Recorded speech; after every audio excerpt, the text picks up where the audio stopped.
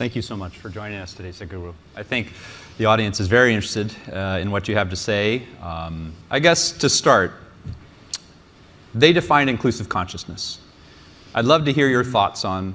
They did not define it. They did not. Okay. Well, I was just going to ask you what's missing. So you can start. With all due respect, they spoke about intent, right intent. They spoke about right kind of thoughts, emotions, attitudes, and to some extent actions. There is no consciousness in this. If we are understanding that the way we think, feel and act is our consciousness, no. It is like we're mistaking a plant, we're mistaking the flower for the soil. We're mistaking expressions for the source. This is something that's happening everywhere, not just here. People think by changing attitudes, their consciousness will change. No. By changing attitudes, certain actions will change. Yes, positive, beneficial, but it is not truly transformative. Change will happen, transformation will not happen. If I have to define a distinction between change and transformation, change means the residue of the past will still remain. A transformation means nothing of the past will remain, which is what is needed today if you want to create a new world, if you want a new generation to have a fresh life. It's been expressed in so many ways. Being in this part of the world, what they're familiar with generally, someone said, leave the dead to the dead, it's very significant. This is not coming out of recklessness, this is not coming out of unconcern, but this is coming with the concern that you must be a fresh life. You can learn many things from the past about how to conduct yourself, but there is nothing to learn from the past about how to be. Because you are a complete life by yourself. You don't have to learn how to be a life from the past. Maybe you have to learn how to be a good engineer. Maybe you have to learn how to be something else in the society from the past, but you don't have to learn how to be a life from the past, because past has nothing to do with this. This is a fresh life and this is a complete life. Consciousness is that dimension which is the very source of who we are. Our intentions, our actions, our thoughts and our attitudes are a consequence of that.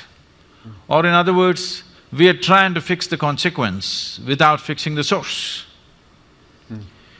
Now all these distinctions of variety of things that they said, gender discriminations, racial discriminations, every kind, okay. Somebody is a Hindu, somebody is a Muslim, somebody is a Googleite, it becomes a religion after some time, believe me. Second generation, they will become a religion by themselves. Yes. I'm saying, you see a football match going on, it's like a religion, two different clubs. They're willing to fight and kill each other. It's just a game. So, where does this come from? See, the nature of being human is this. If you give me 2 minutes. See, there are 4 dimensions of our mind. In modern societies, the nature of our education has constipated our mind in such a way because we are just largely using just one dimension, which we call as the intellect. The other dimensions of mind, if I have to use Indian terminology, it means buddhi, ahankara, manas and chitta. What buddhi means is the intellect. You do what you want. The nature of the intellect is to slice things open and see. If you leave the world in the hands of your intellect will chop it into a million pieces and will want to chop it into further micro pieces and want to chop it into further micro pieces depending upon how sharp your intellect is. The sharper your intellect, the more you dissect the world. You cannot stop it because that is the nature of the intellect and it's good. So you must apply intellect only to know the material aspects of life. You can't know life this way. Jay, if I want to know you, can I dissect you? No.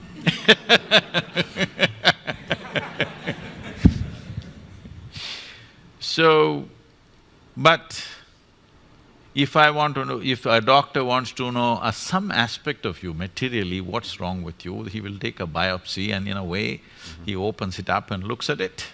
It's okay on that level. But I can't know you as a person by dissecting you. I can't know you as a life by dissecting you. I can know a part of your body, maybe. Similarly, I can know parts of the world to make use of it, but I can't know life as such. So intellect has been over-eulogized. In the last 150 years, this is a European impact on the rest of the world, where we think our thought is supreme. Someone went to the extent of saying, I think so I exist or whatever. I want to ask all of you a simple question. Tell me, is it because we exist we may think? Or is it because we think we exist? Which way is it? Hello? Because we exist, we may think. Because people are in such a state of mental diarrhea all the time, non-stop it's going on, they think it's more of an existence than existence. But my head is all the time empty unless I want to think about something. So I know thought is not necessary, I can just live here without the thought. When I want, I will think, otherwise I'll keep quiet. Just like my hand, if I want, I use it, otherwise I keep it here. Similarly, you must be able to do this with your mind. Just because you lost control over your mind and you think it's everything because it's entering into every aspect of your life where it has no business. Thought has been over-eulogized by people. And the very nature of the thought is such that if you think, it must be logical. It cannot be any other way. Well, what somebody is thinking may look illogical to you, but they have found their own logic. The most extreme person that you have met, within himself or herself, they have their own logic, isn't it so? They are not speaking illogically as far as they are concerned. They have found their own kind of logic. Logic means it needs two. Logic means it needs division. Now, with logically you're trying to arrive at inclusive consciousness, it's not going to happen. Because you're using a knife to stitch, this is not going to work. If you use a knife to cut, it's efficient. You use a knife to stitch things together, you'll only tear it up further. So my thought and your thought, I'm telling you, whatever great meetings you have, conference… I've been to every kind of peace conference on the planet. What happens there? It's just short of war. After some time it heats up, on the second day anyway it's over, they all get drunk in the evening and they go home. If you make them stay there for a week, I'm telling you right there'll be a battle.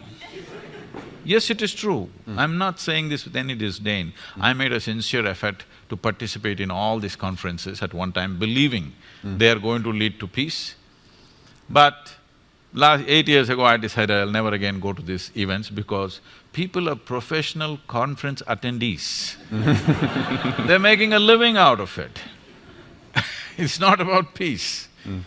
So, the next dimension of intelligence is called as ahankara. Ahankara means identity. This is important, that in modern societies, we have not cultured our children to culture their identity. When I say identity,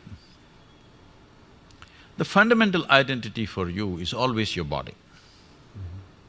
This racial thing that concerns him and concerns all of us. I'm darker than him, you know. I face it all the time, joyfully, but I face it everywhere I go. I have extra features which make me further discriminated.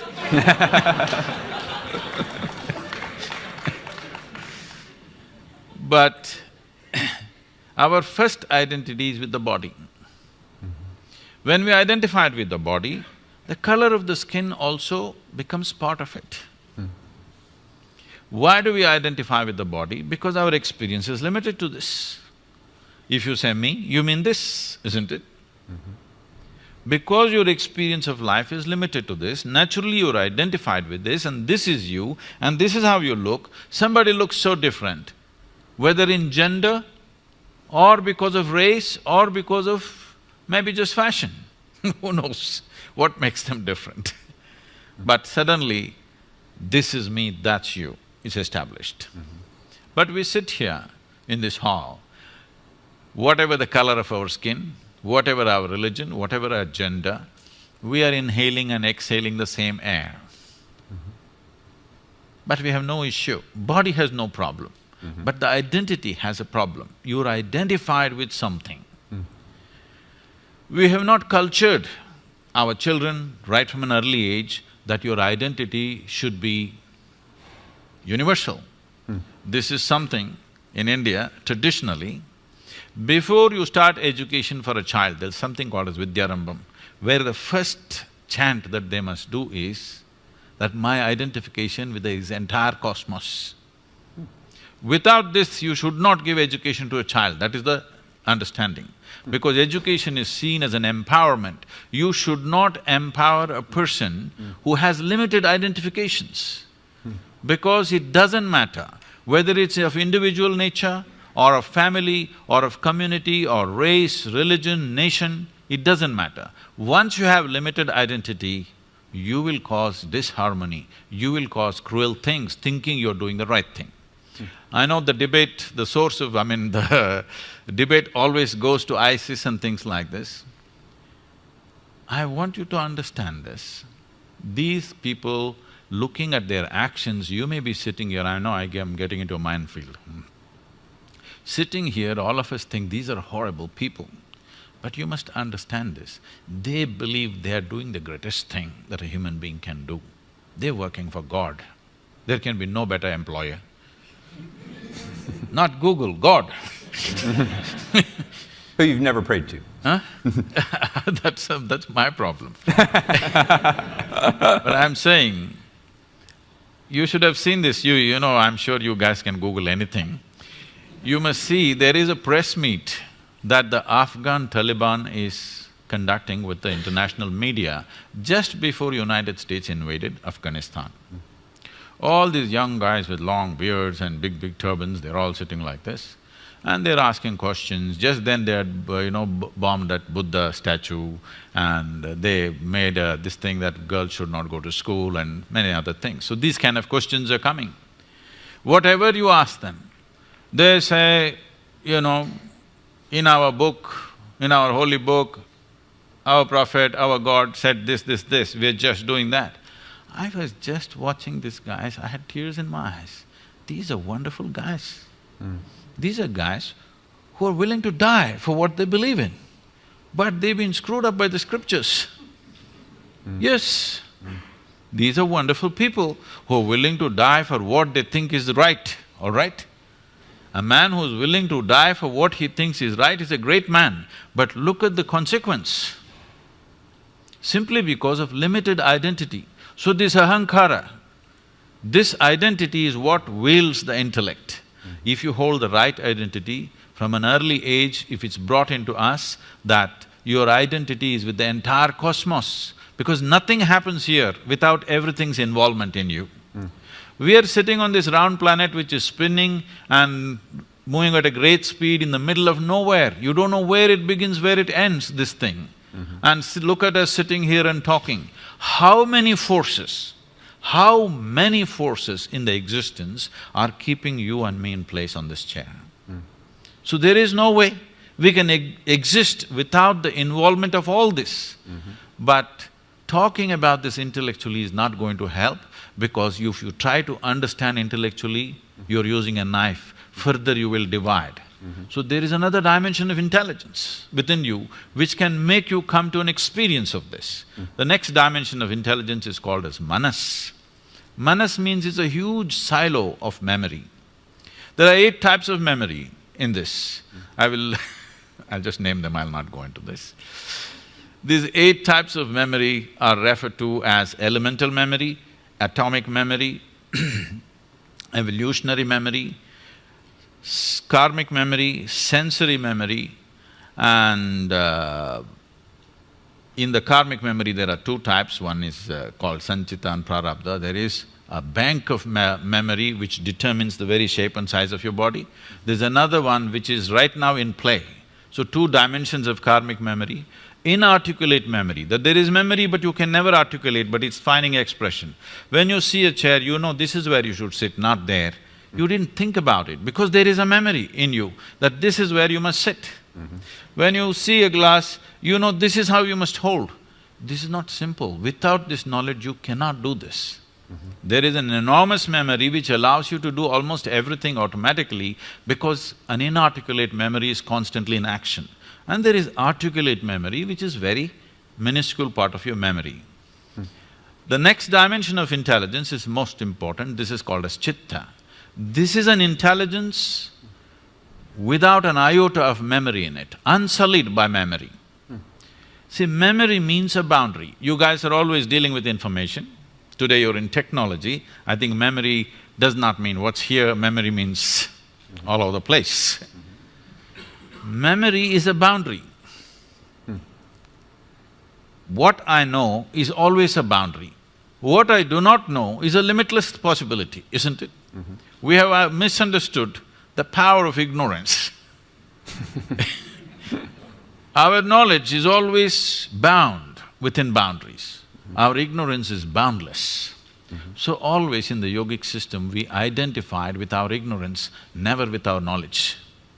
This is something we must do in a technology company, because that's where the possibility is. That is where the new terrain is, in your ignorance, not in your knowledge. So, chitta is unsullied by memory, it's just pure intelligence. Right now, if you eat an apple, it turns into a human being. You cannot do it with your brains. Even your brains were created by what you eat, isn't it? There is an intelligence here which is capable of transforming anything to this because it is making use of the memory in the manas and making this happen. But the most important dimension of your intelligence is chitta. In today's education systems, in today's social conditions, there is no effort to dip into deeper dimensions of our intelligence. We're just too enamored with our own intellect and now using this knife to stitch everything. Well, you should know that even at Google, when we interview people, we have something called GCA that we look for, which is general cognitive ability. I suppose that would fall into that intellect dimension. Most of us weren't raised where we were told from an early age to identify with the cosmos. So is there any hope for us, or are we lost? See, identifying with the cosmos is just another thought. As a thought, it doesn't do much, it makes people little airy-brained and they'll start acting funny. You become new agey, you know, I love the cosmos. It's very easy to love the cosmos because it's not here with you. You got to love somebody next to you, there's lots of problems. See, this wanting to set up boundaries, the instinct of wanting to set up boundaries is so deep. You see a dog peeing all over the place, not because he has some urinary problem. He's building a kingdom, you know? It's a pea kingdom, but it's a kingdom, all right? He's building a kingdom. Every human being also doing the same thing because there are 2 dimensions of your intelligence. One is designed to create self-preservation. One aspect of your intelligence is designed for self-preservation, which is your intellect. The chitta, that dimension of the intelligence is designed to make you expand. Once you have come as a human being, this is your issue fundamentally. Whoever you are, whatever you are right now in your life, you want to be something more. If that something more happens, you want to be something more. If that something more happens, you want to be something more. I'm sure you guys want to set up Google Maps for Mars. Yes, if that happens for the entire universe, if it's possible. Because this is the nature of being human. There is one dimension which always wants to expand, another dimension which always wants to build walls. You build a wall, you feel safe, after 2 days you understand the walls of self-preservation are also the walls of self-imprisonment. You want to break it?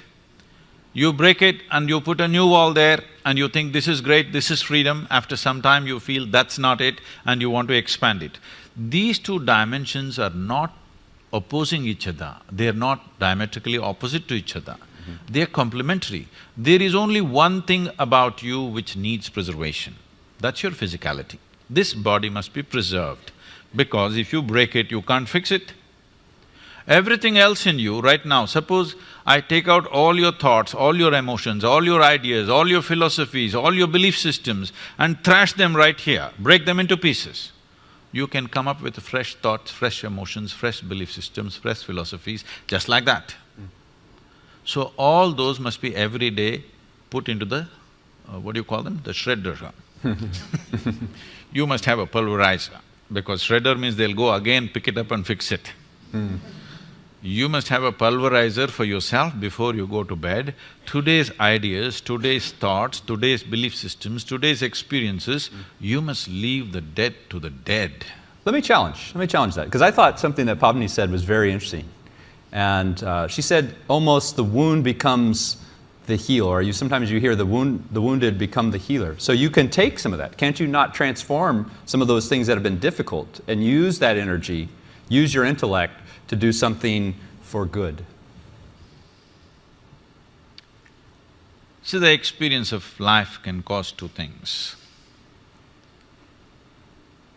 All this is nice when small things happen. When really major things happen to you, the wounds are so big for people, they don't heal in a lifetime, many of them, okay? So the choice is just this, the experience of life, whatever happens to us, you can either make it into a wound or into wisdom. You can either become wise or you can become wounded. If you become wise, you will become a solution. If you become wounded, you will also become one more problem. It's a choice we have.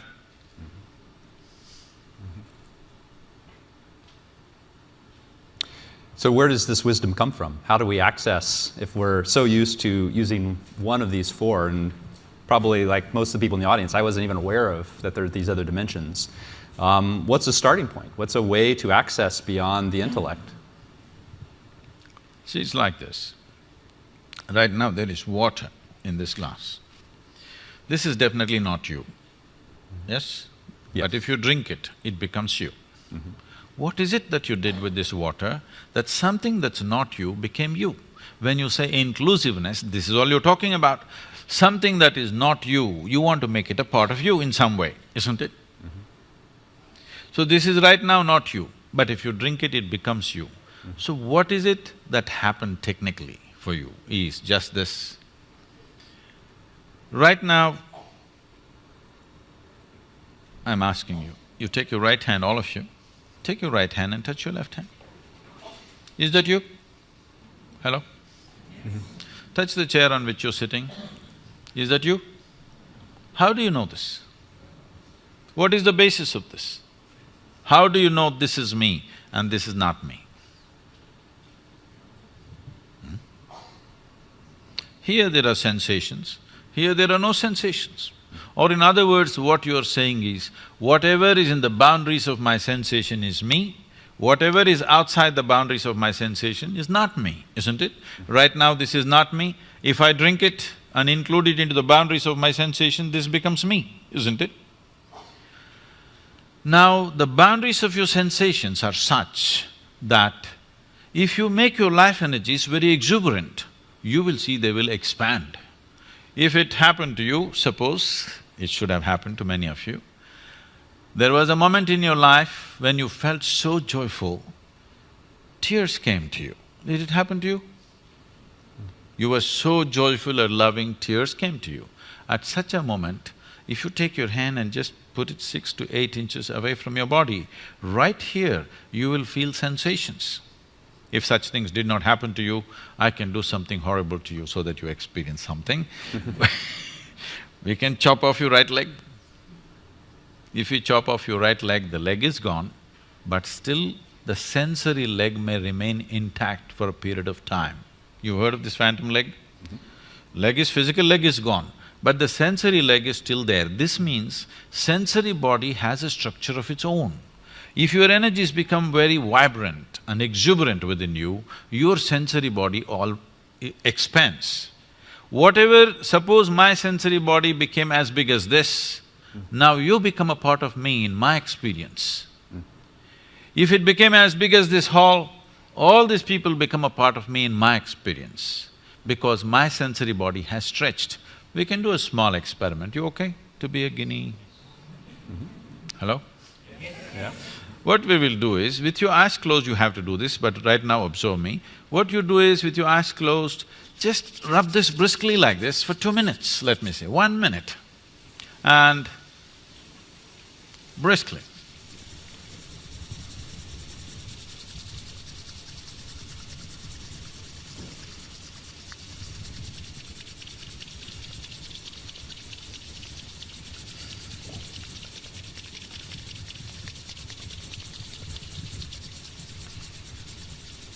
Okay, keep your eyes closed and just hold your palms 3 to 4 inches away from each other with your eyes closed.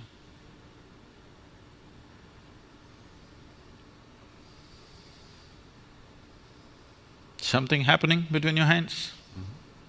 Hello? Okay, please open your eyes. So just a little bit of rubbing, you didn't do it for a minute either, just 20 seconds. You rub it and suddenly something happening between these two hands, simply because of vigorous movement, the sensory body has expanded. You can feel something happening right here. You know why people are rubbing each other all the time? It's an effort to include someone who is not a part of you as yourself. If this happens, if this happens in a very basic physical level, we call this sexuality.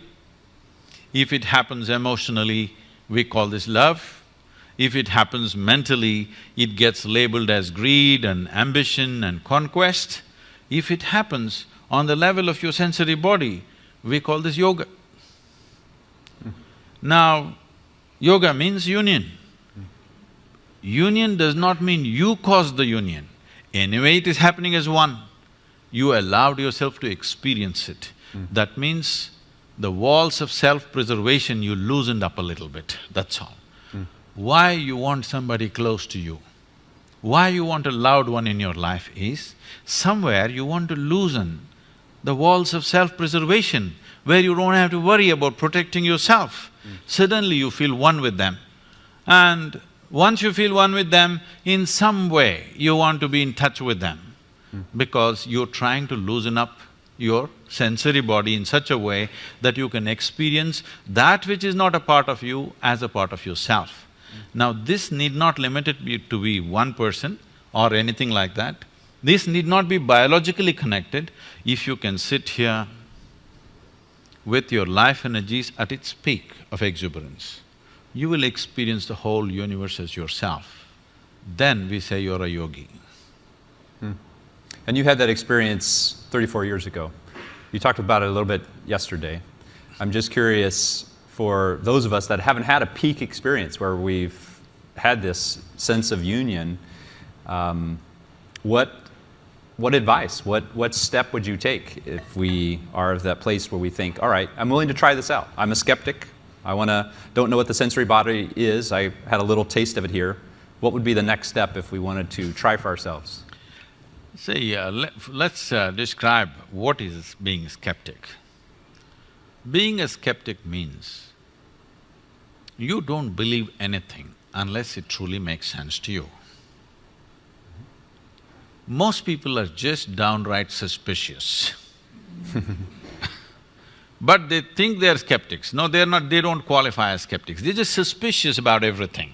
This comes from a certain fear within you that everything around you can be wrong. Suspicion means you made a conclusion about something that you do not know. Believing something positively or believing something negatively is not different. They are the same things. You believe something that you do not know. If you… skeptic means, whatever I do not know, I do not know. I don't assume things in my life. What I know, I know. I think everybody should come to this much sense and straightness in our life that what I know, I know. What I do not know, I do not know. It's perfectly fine. I do not know, it's a tremendous possibility. Only if you see I do not know, the longing to know, seeking to know, and the possibility of knowing arises. So if you are a skeptic, you are an ideal candidate. If you are a believer, we have to make you, debrief you because… Get the shredder out. because you assume too many things that you do not know. You know the geography of heaven, though you can't operate the local Google map. Well, good. Well, we'll be taking questions, so be thinking about the question you might want to have. I think, one more question I want to ask is, how do we… we've been talking about some things that are very big, I think they're promising, but yet think about the conversation we had earlier. And how do we tie these two things together? How do they relate in your mind? Those of you who are interested, because right now we must understand this, your intellect needs data to function, yes or no? Yes. Hello? Without data, your intellect is useless. It needs data, that's why you guys are in the business. Everybody knows everything in the universe right now because… not because they went there and saw it, because they Googled it up. Because intellect feels stupid without data. Now, the nature of the intellect is like this only, that it feeds upon the data. Where does the data come to you? What you see, what you hear, what you smell, what you taste, what you touch. In the very nature of things, these five sense organs, which are the main agents of gathering information for you, are all outward bound. You can see what's around you. You can't roll your eyeballs inward and scan yourself. You can hear this, so much activity here, you cannot hear this. If an ant crawls upon your hand, you can feel it. So much blood flowing, you cannot feel it. Because in the very nature of things, your sense organs are outward bound. You cannot use these to turn inward. There's another dimension of perception which needs to be activated. Why is it not active in me? Because the sense organs are instruments of survival. They come on when you're born, whatever kind you are. Anyway it comes on for a dog, pig, cat, elephant, for everybody. Similarly, it comes on for us. Whatever is needed for survival for any biological creature, it turns on at the time of birth because it's needed, otherwise you won't survive. But anything beyond survival process, without striving, it would not have entered your life, isn't it? Anything that you know, from an alphabet to whatever else you know… I'm sorry, I'm not talking about your brand, I'm talking about the real alphabet. Anything that you know, from reading to writing to using a computer or singing a song or whatever, you know these things with certain striving. I want you to remember when you're 3–4 years of age, that damn A, how complicated it was. As if it was not enough, there were 2 versions of it which freaked the hell out of you. Today you can write with your eyes closed. But still, there are adults in the world who did not strive in that direction. Even today you ask them to write, they will struggle, yes or no? Without striving, anything beyond survival would not enter your life and will not enter your life. So turning inward is not a survival process. So there are 2 fundamental dimensions within you: instinct of self-preservation, longing to expand limitlessly. Both are true for a human being. This is essentially a human problem on the planet. No other creature wants to expand limitlessly. They're only thinking of survival. Their stomach full, life settled. For you, stomach empty, only 1 problem, stomach full, 100 problems. Yes, all your trouble begins after After stomach gets full, isn't it? Because this is longing to expand limitlessly. In the evolutionary process, we can say this. For every other creature, nature has drawn two lines within which they live and die. They're quite fine. But once you become human, there is only a bottom line, there is no top line. So what humanity is suffering and confused about is not their bondage, they're suffering their freedom. What do you do with them? Wow. All right, well, I'm gonna invite anyone… All these identities Yeah. of religion, race, caste, creed, nationality is they're trying to set their own bondage. Because no bondage has been given to you by nature. You're trying to set your own bondage so that you feel secure somehow. And so that's part of the motivation Yes. that's driving… All these identities, being identified with the color of your skin, with whatever nonsense you believe in, and nationality, just a cloth, a flag, people will stand there and tears will come to them, isn't it? Just look at that. It really amazes me. And it's… on one level it's beautiful, on another level it's super ugly, that you get identified with all these kind of things. People can get identified with a symbol, with a word, with just about anything, all right? So you're trying to create some artificial boundary of your own. Once you create this boundary and you have another boundary, I have my boundary, when they meet, we clash.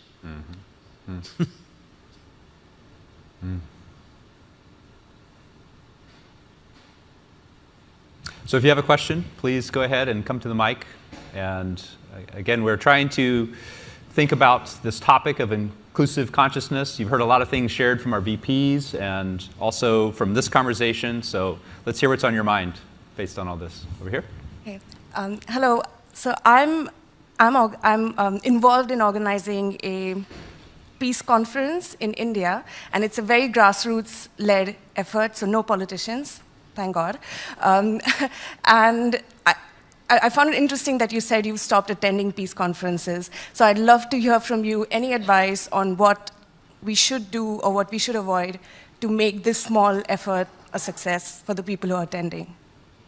See, when you say, no politicians, thank God, you're just not attending to the source of problems.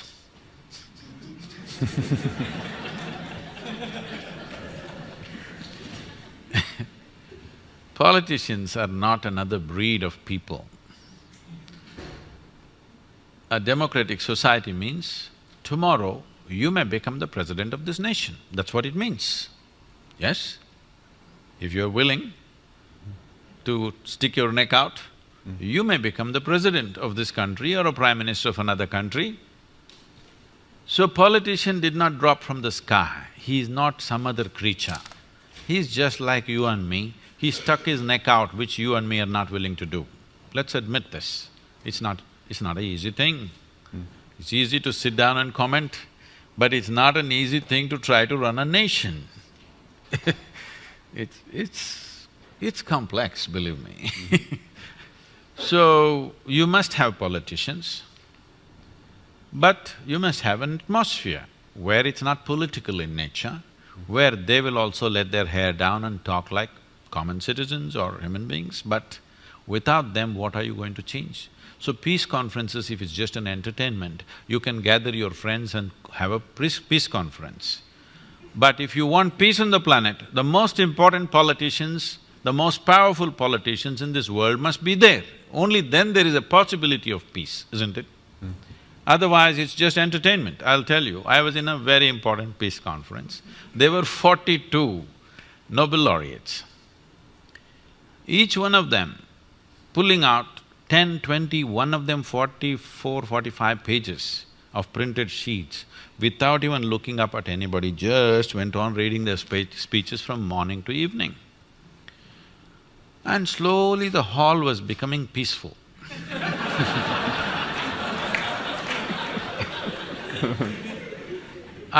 In one afternoon, the second day afternoon, I'm sitting right here in the front row and I look around, literally everybody has fallen asleep except the security man who's standing there and me, the idiot. who is sitting up there and believing there's going to be world peace because of this conference and sitting up there alert, listening to every word. Then I looked around, everybody's become very peaceful. They've been having late night parties and they're all very peaceful. Then when my turn to speak came, I said, see, I've heard so much peace since yesterday. I want to ask you, can all of you or any of you put your hand on your heart and say, you are genuinely peaceful in your life? They were straight enough. They said, no, we are not peaceful. I said, if you cannot make your mind peaceful, how the hell are you going to make the world peaceful? What's happening in the world is just a larger manifestation of the nonsense that's happening in our heads, isn't it? If you and me were truly peaceful human beings, do we have to worry about you and me fighting someday? Hello? Whatever the issues, we'll sit down and handle it, right? Because there is violence in us, now we have to have a boundary. Here there's a barricade. Just in case I get violent or you get violent.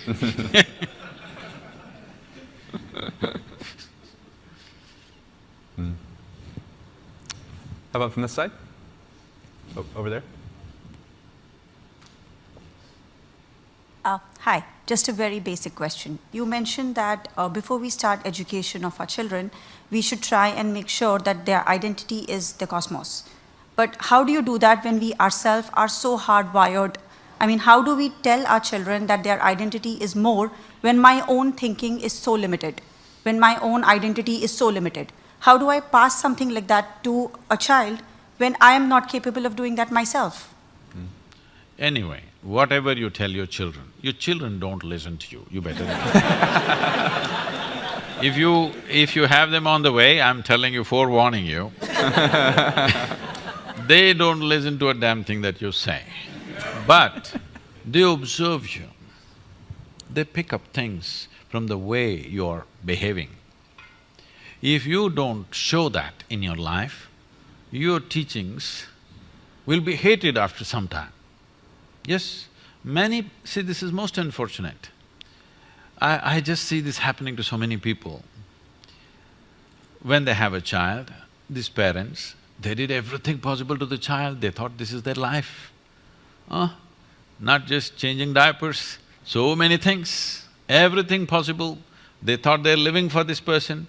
As this person becomes bigger, and in their over-concern about how this child should be, trying to teach him the best things in the universe, which is not true in their lives, slowly you see by the time he becomes a teenager, he avoids them. If he wants to share something, if he wants to listen to some sense, he goes to his friends, never to his parents. Not everybody, I'm saying, but largely it is happening. Because they don't make sense. They talk things that doesn't make sense. People ask me, keep asking me, Sadhguru, how did you become like this? What is the sadhana you did? You just played your life and you're like this. This is all I did. I strive to remain uneducated. It's not easy, believe me. From the day you're born, just everybody around you is trying to teach you something that did not work in their life. You can clearly see it's not worked in their life, because if it had worked, they should have been joyful and ecstatic. It's not worked, they've become long-faced, but they're teaching you all kinds of best things, love the universe. It's not going to work. You don't have to say a word. I will tell you. Is it okay? I can share something. Sure. I brought up my girl alone. At the age of 7, she lost her mother. So, one rule I put, she's been traveling with me since she's 4.5 years of age, okay? I'm sorry, since she's 4.5 months, not years. 4.5, I sent her to school. With little infant, she traveled with me. And I made one rule wherever I went, always stayed with many families all over the country. I always told everybody, never teach her anything. No ABC, no 1, 2, 3, no rhyme, no nonsense. I don't want anybody to teach her anything. People thought, this is strange, what Sadhguru is doing. I said, just leave her. By the time she was 18 months, she was speaking 3 languages fluently because nobody messed with her. And she grew up joyfully, went to school, everything. At the age of 13, something she was disturbed at school and she came back home, and one day she said, "You're teaching everybody so many things, you're not telling me anything." I said, "Well, I don't do anything unsolicited." I've been waiting, it's all right, now you come. There's only one thing you need to know. I said, "Never look up to anybody." She looked at me, "What about you?" kind of thing in her face. I said, "Not even me. Never look up to anybody, never look down on anybody. That's all you have to do with life. Never look up to anything or anybody, never look down on anything or anybody. Suddenly, you will see life just the way it is. Right now, something is high, something is low, something is God, something is devil, something is virtue, something is sin.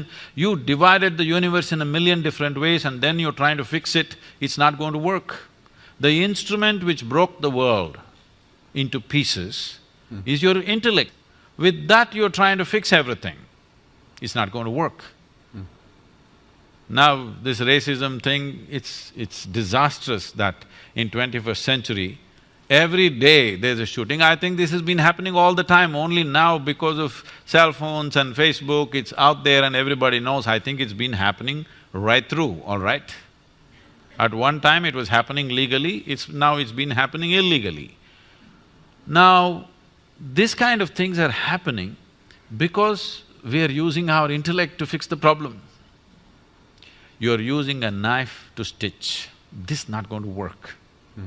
You just live. Something is high, something is low, something is God, something is devil, something is virtue, something is sin. You divided the universe in a million different ways and then you're trying to fix it, it's not going to work. The instrument which broke the world into pieces is your intellect. With that you're trying to fix everything, it's not going to work.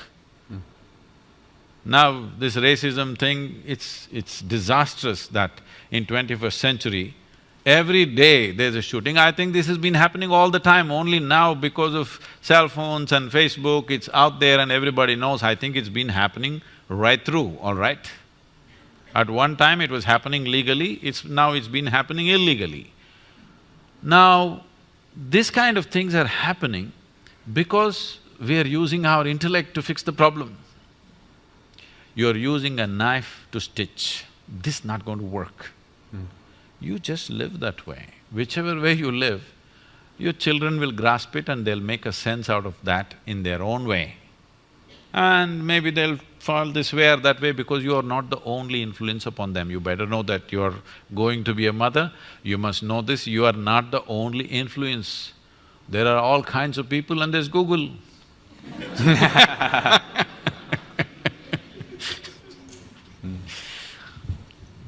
Sadhguru, you talked about identity and inclusive consciousness. So I want to know, let's say like you talked about the sensory body and feeling that everyone is part of you kind of thing. So where does the role of action comes in? So if I do something, do I identify myself with what I did? And let's say if I feel that you are or everyone is part of like me or the whole cosmos and you do something, is it you doing something, cosmos doing something, me doing something? Where does the action comes in picture? See, this is the beauty of our existence. In this existence, in this cosmos, we are not even a speck of dust, that small we are.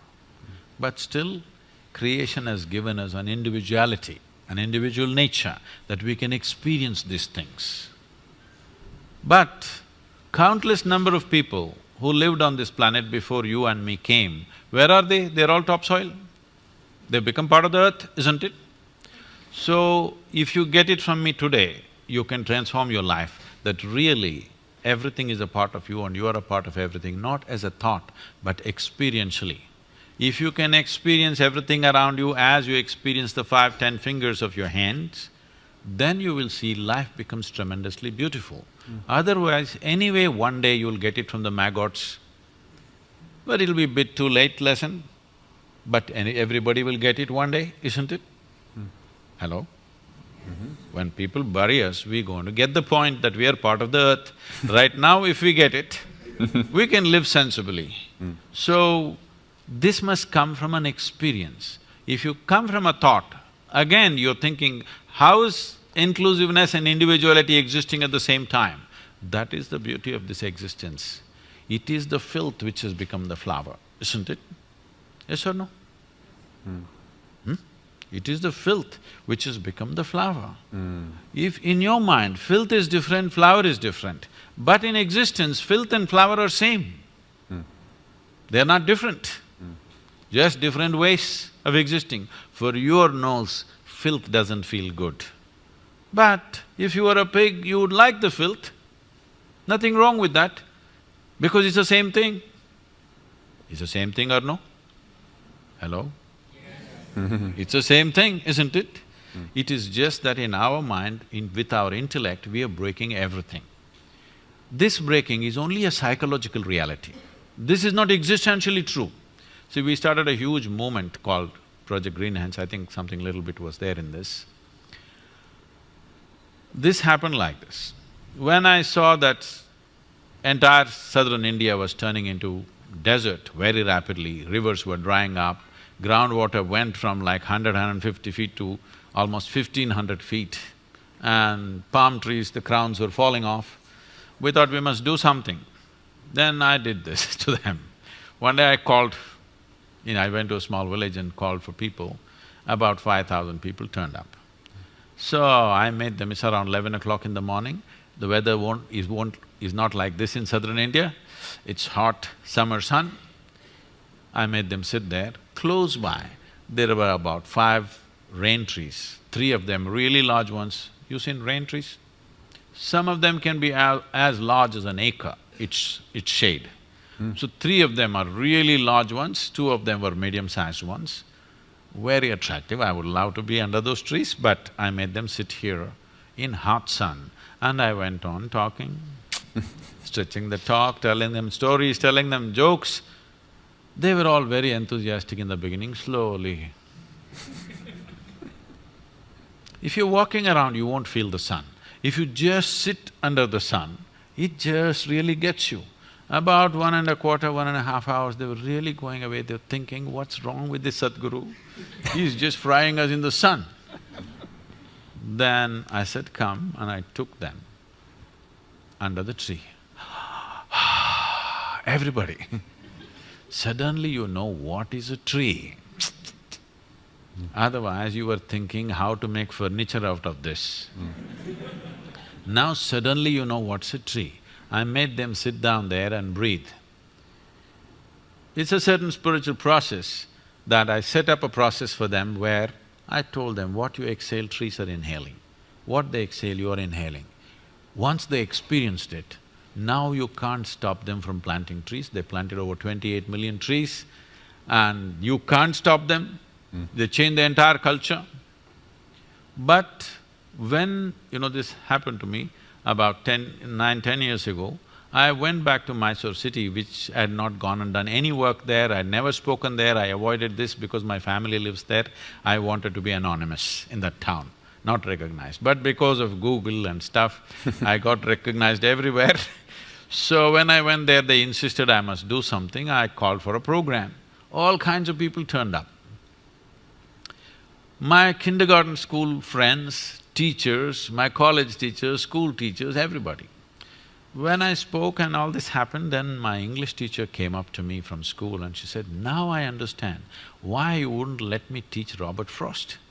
I said, ma'am, why would I not let you teach Frost? I like Frost. I have some poetry in his own voice. I said, I like Frost, why would I not let you teach? Don't you remember you didn't let me teach Frost?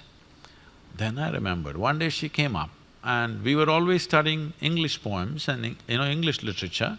Suddenly she introduced this American poet and said, this Robert Frost is a great guy, and she started off the poem. Woods are lovely, dark and deep. I said, stop. I said, a man who calls a tree a wood, I'm not going to have anything to do with this guy.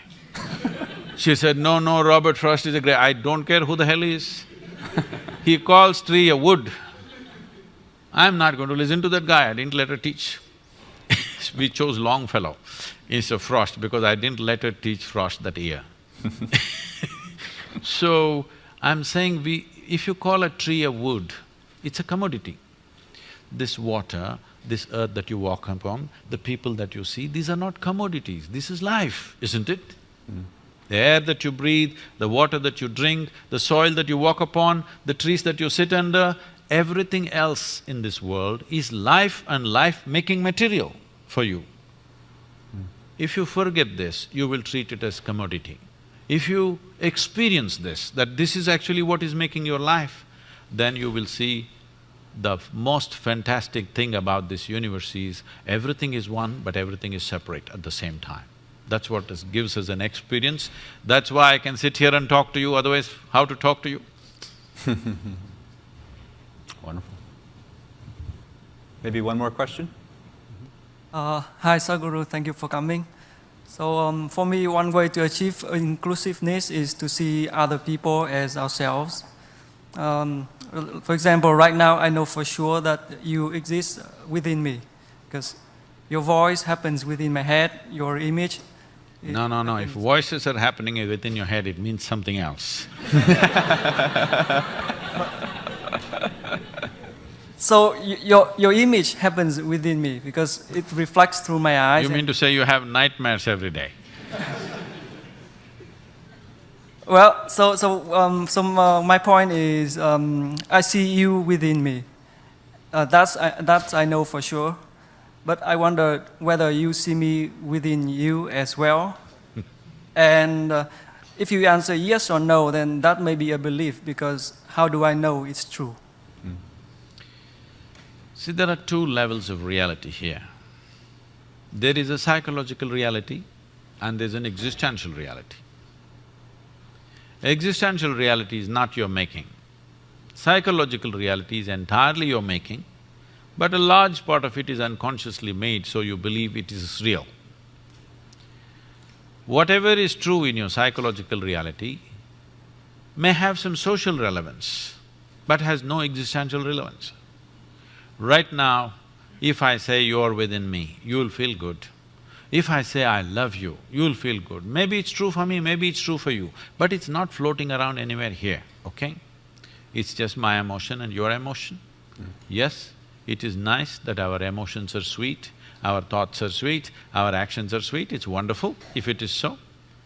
But it has only psychological and social relevance. It has no existential relevance.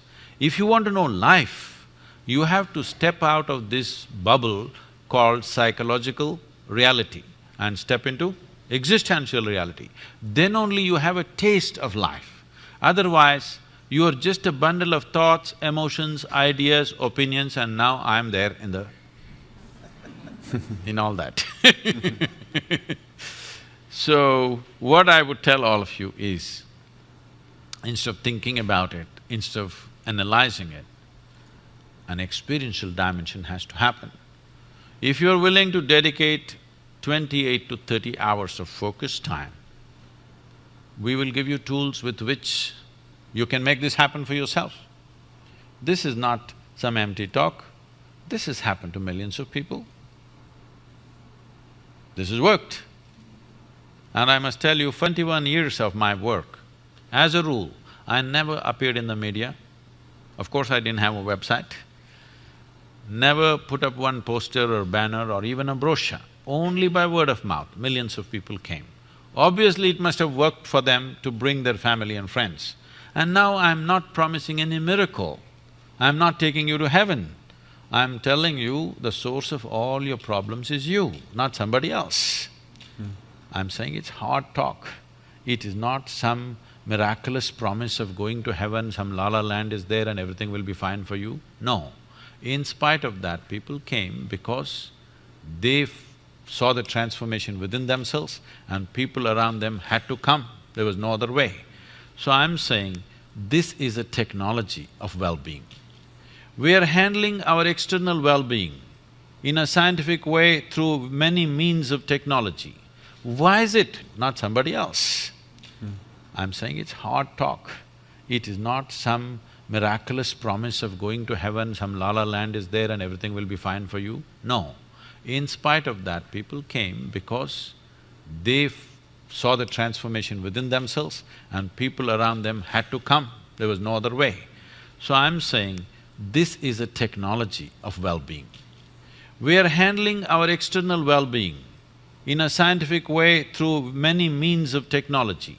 Why is it that we are so crippled when it comes to our interiority? We are trying to handle it through our emotions, we are trying to handle it through our philosophies, we are trying to handle it through our ideologies and belief systems. No, it's time you approach this human mechanism in a scientific manner. How to make this into a full-fledged possibility? See, every life in this world is only trying to become a full-fledged life. Whether it's a worm or an insect or a bird or an animal or a tree, all they're striving for is to become full-fledged. But we know what is a full-fledged worm, we know what is a full-fledged insect, we know what is full-fledged everything, but we do not know what is a full-fledged human being. Because even if I make you the king or queen of this planet tomorrow, still you will aspire for the stars. Because there is something within you which is longing to become infinite. If you're longing for infinite, you can't go about conquering space, it's not going to get you there. The finiteness to you has come to you only because your identification with your physicality, because the nature of physicality is a defined boundary. Without a defined boundary, there is no physical nature. But is it true that this physical body you slowly accumulated? Is it true? Or were you born like this? You accumulated this? What you accumulate can be yours, it can never ever be you. Or in other words, you are living your life without experiencing the life that you are even for a moment. Your entire involvement is with your physiology and psychology. It's time it changes that you experience the life that you are. This life that you are doesn't come with boundaries, it's only the body. It is boundaries and you must stick to the boundaries. It's very important, don't expand it too much. Thank you very much. Thank you so much, Sadhguru. Thank you.